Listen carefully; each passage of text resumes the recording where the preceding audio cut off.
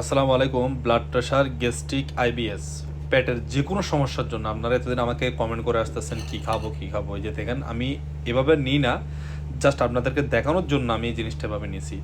আপনারা যারা যারা আমার সাথে কথা বলতে চাচ্ছেন অন কলে, আসলে মেসেঞ্জারে কথা হয় না, ফেসবুকে কথা বলা যায় না বিদেশে, আপনারা আমার সাথে ইনস্টাগ্রামে যুক্ত হতে পারেন। আমি কমেন্টের মধ্যে অবশ্যই ইনস্টাগ্রামের লিঙ্ক দিয়ে দেবো, ইনস্টাগ্রামে যুক্ত হবেন। এখানে নিচ্ছে আদা, এটা হচ্ছে রোজালা টি, রোজালা চা, এটা হচ্ছে গ্রিন টি। এই দেখেন অরিজিনাল গ্রিন টি, দেখেন এটা হচ্ছে অরিজিনাল গ্রিন টি। এটা আপনার প্যাকেট যার গ্রিন টি না, খোলা একদম অরিজিনাল গ্রিন টি।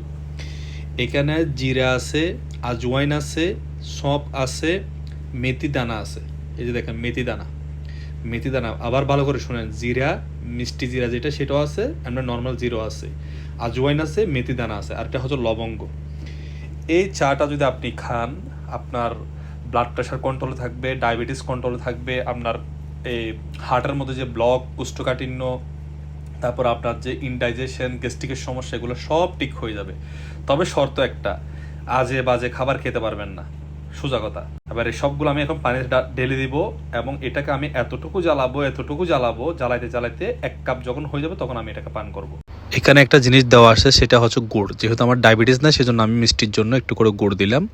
আপনারা অবশ্যই যাদের ডায়াবেটিস নেই তারা গুড়টা দিবেন।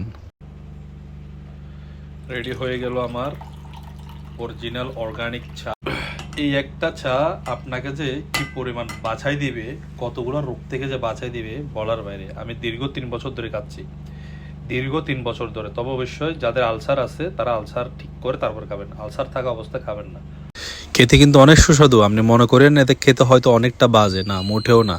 ট্রাই করিয়েন আপনি, ইনশাল্লাহ আল্লাহ আপনাকে অনেকগুলো রোগ থেকে শেফা দিবেন। আমিন।